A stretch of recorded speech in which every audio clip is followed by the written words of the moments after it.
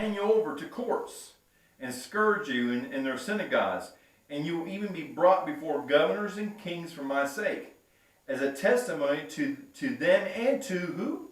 The Gentiles. And when you are handed over, do not worry about what you're going to say, for it is given to you that hour what you'll say. For it is not you who speak, but it is the Spirit of your Father who speaks in you. Okay, so let's just stop. Okay, this whole section, they didn't suffer anything. When the 12 came back, or even when the 70 came back, they didn't face, any major, they didn't go before kings or anything else. So what Jesus is saying here in this section here is that, hey, this is what's going to happen to the future of disciples beyond you. Okay, again, that's why I like John chapter 17 so much, his prayer, because when Jesus is praying for the 12, then halfway through that he says, and not only do I pray for these guys, but I pray for everyone who receives me through them. So Jesus is praying for all of us at that period of time, knowing that's going to happen. And so what's happening here is Jesus, in sharing them what the cost of discipleship is going to be, he's telling them that, hey, you're going to face kings. Again, read Acts. Paul was in front of all the kings, preaching and stuff like that. You're having the opportunity. But yet, be worried because, again, and here's a key piece.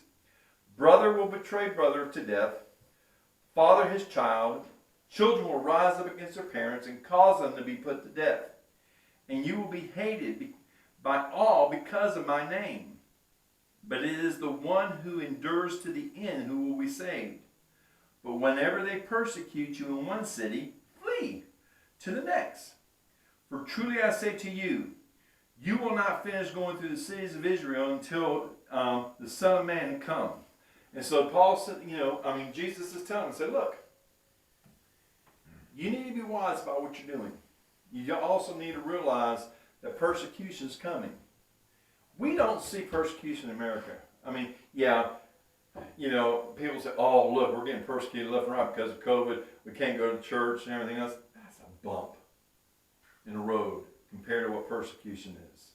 And stuff like that. Yeah, I wasn't, and you can ask Pastor Jordan, I wasn't a big fan when he went back in March when he told me he was going to shut down the church and was going to do things online. I just thought, at that time in my mind, I thought, nah, come on, let's not fall into this trap. I'm glad we did what we did. I understand what he did, okay?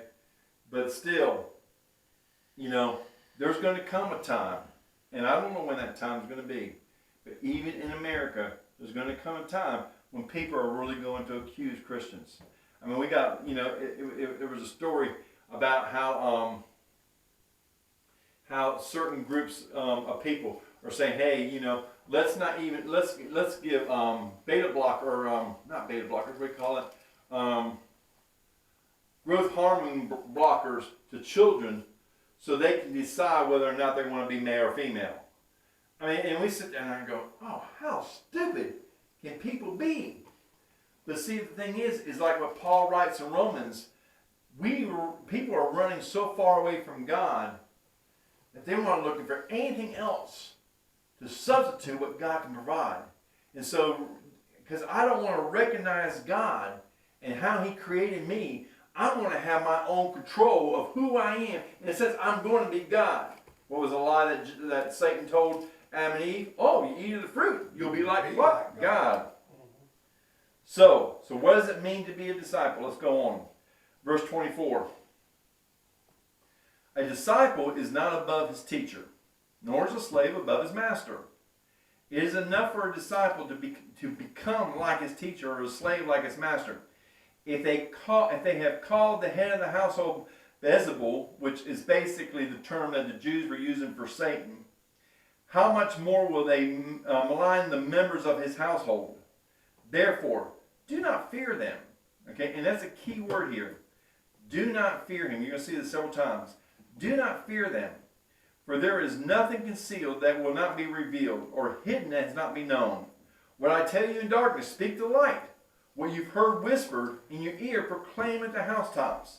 Again, do not fear those who can kill the body, but are unable to kill the soul. But rather fear him who is able to destroy both the soul and the body in hell. Are not 2 sparrows sold for a cent? Yet I tell you, not one of them will fall to the ground apart from your Father. In other words, God knows that they fell, that they died, that they were killed. Every hair on your head is numbered. Do not fear. I know there's some of us going to laugh at that little joke, but do not fear, for you're more valuable than the many sparrows. Therefore, if anyone confesses me before men, I will also confess him before my Father who is in heaven. But whoever denies me before men, I will also deny him before my Father in heaven. Do not think that I came to bring peace on earth. I did not come to bring peace, but a sword. For I came to set a man against his father, a daughter against his mother, a daughter-in-law against her mother-in-law, and man's enemies will be the members of his household.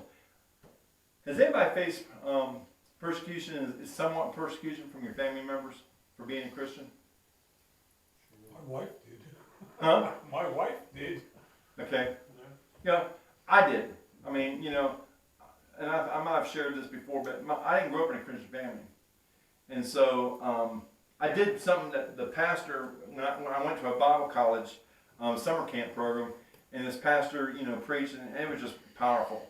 But he kept saying, he said, when you go back, don't rush into the house and tell your mom and dad, you got to get saved, you got to get saved. I didn't listen to that. So I did. I ran into the house and I told my mom and dad, because I was excited. I was kind of like the blind man who, received the sight, or the leper, where, God says, hey, don't go spreading this around. And I didn't pay attention, man. I was excited. God had came in my heart, and I was like, wow. And so I went back to my mom and dad. Well, they said I was in a cult. My dad eventually became a Christian through Oral Roberts in TV ministry. So I don't have anything. I'm not totally against TV ministries. I'm not a big fan of Oral Roberts, but I believe God can use anybody. And so my father called me when I was in college and said, and told me, he says, I listened to what Oral Roberts was teaching, and I accept Jesus Christ as my Lord and Savior. It blew me away. I was crying. My dad eventually died. My mom continued to live. They were 10 years apart in age. And my mom and I just never, once my mom and dad got divorced, my mom just didn't really, like me much. And my mom was the kind of person that once she hated you, she really hated you. And it's just, and so we, over the years as the kids were being born and stuff like that, we would try to go meet with her. Sometimes we did. Other times Catherine never met her grandma. And Catherine was 6 years old and Joshua was getting ready to be born. And my mom still, her marks to me was, you live in a bubble, Marty. God's going to save everybody. No one's going to go to hell. That was her thoughts. She thought that I was being too small-minded as far as who God was and what God's going to do. And she took this bait, the world was giving, and basically, because I don't have to do what you're doing, Marty. And she really just, it was just, and it was sad because she missed out on my daughter. And to end this story real quick, my mom died. We were getting ready to go back to Florida, and again, we were just trying to restore and see. And so we planned a trip. We're going to go to Florida. We're going to go to Disney World and stuff like that. But at the same time, I wanted to reach out to my mom. I called, and the guy that she was living with, she's already been divorced 4 times. The guy that she was living with said, she's not here, and hangs up. We kept calling that weekend, no one answered. So we went, we did our Disney World, and we went home and stuff like that. A month later, I get a letter in the mail. Your mother had passed away. That very same day that I called and asked to speak to my mom, and the guy that was living with her said, oh, she's not here. She had died that day. It broke me. But then God said, Marty, I allowed you, because I didn't, we didn't plan this thing out. God got us down there in Florida on that weekend for me to be able to put this to bed at rest. And God allowed me to have a sense of healing, knowing that I did everything I could to reach out to my mom. And he planned it, even though it was in my mind to plan what to do. he actually knew what was going to happen. He knew what was going to happen a month later. And stuff like that. Do I know what persecution in the family is like? Yes. Still not even to the extent that this is, because what Jesus says, not only are you going to have parents go against you, but it says your kids. And I can't imagine that. I wrote down all my kids accepted Christ. You know, Josh is going to seminary. And so, I mean, I'm excited about my kids. I can't imagine, but it says here that your kids will rise up against you. Not only your kids, but your in-laws, that your, you know, the son-in-law and the daughter-in-law are going to rise up. And I can't imagine what that would be like as a parent. To know that you raise your kids, and then all of a sudden your kids are the ones, and this is coming, guys, because we're going to see this as we get into chapter 24 and chapter 25 of Matthew. This is coming. So Jesus is giving his disciples a forewarning of what's bound to happen. It may be already happening in other parts of the world, and we don't hear enough about it. But these kids are giving up their parents and their beliefs and saying, well, hey, you know, my mom and dad are just off the rockers and everything else, and hey, yeah, you can go ahead and arrest them. You can do whatever it takes.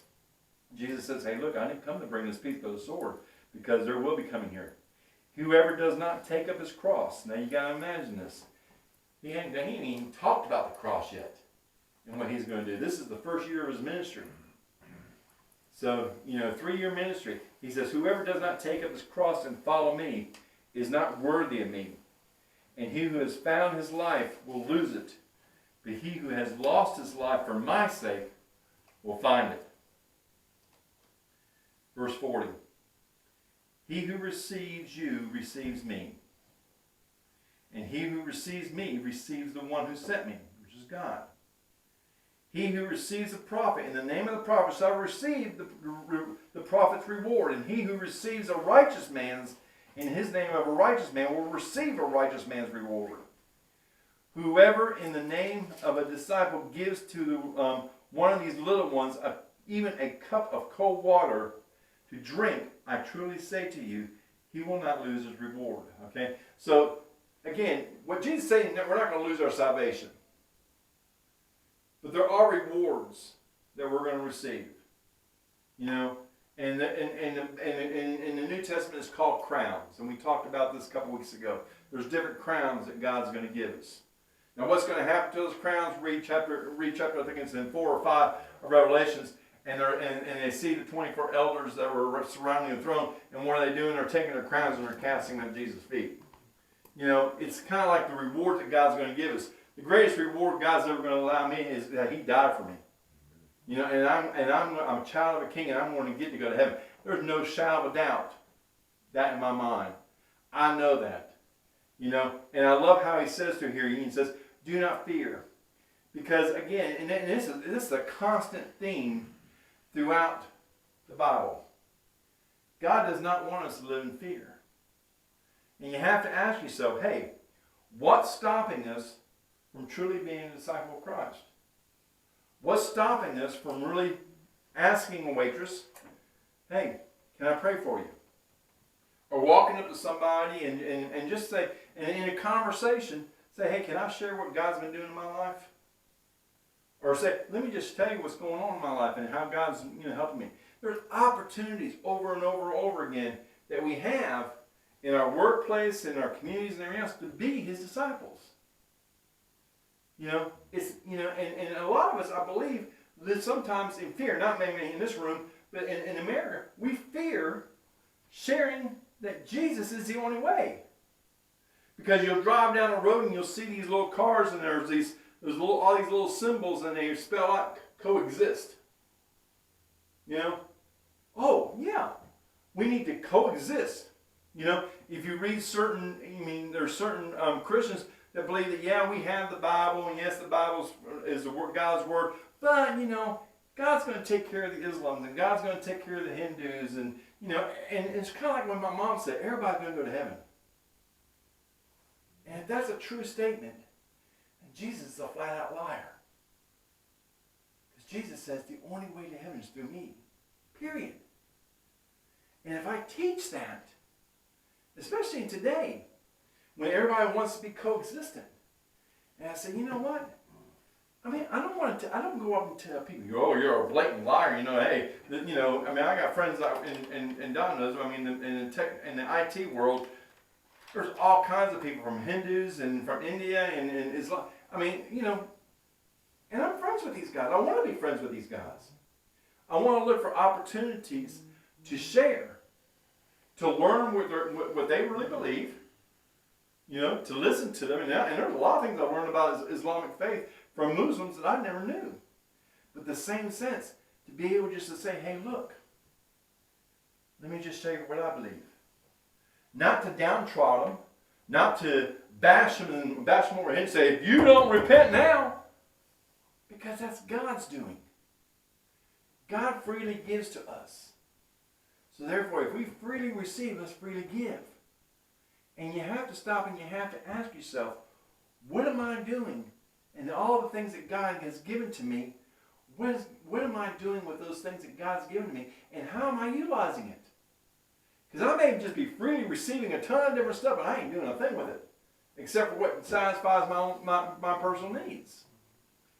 I was excited when Jordan said, because when Jordan back in June, he shared and he told everybody, we got to do, invest in a TV ministry and cameras and everything else. It's going to cost $150,000. Somebody, if you remember this back in the summer, somebody wrote a check for $150,000. And didn't know they had the meeting that day. Yeah. Right. Now here's the thing. When Jordan Sunday said, we need, $83,000, something like that, to buy this place, the first thought in my mind was, I bet somebody was going to write a check for $83,000. I mean, somebody just wrote a $150,000 check. But if you listen to what Jordan shared, he didn't do that. And that pleased me more than anybody else. Because yes, I do believe there's people in our church that have the wells and the means to be able to write an $80,000 check in a heartbeat. Somebody wrote a $150,000 check in a heartbeat. But what got me excited was that the money that was raised, and it was more than $83,000. So I don't even know what the final total was now. In his video, he said money was still coming in, but over $110,000 was raised by a congregation that pulled their resources together. Think about those people that don't come to church there and just happen to see that online Sunday morning. Yeah, well, and here's the thing: if you listen to the video, he said that some guy was listening to the sermon and doesn't even go to our church and just drove up and gave some money. He drove up in a Jeep and handed $500.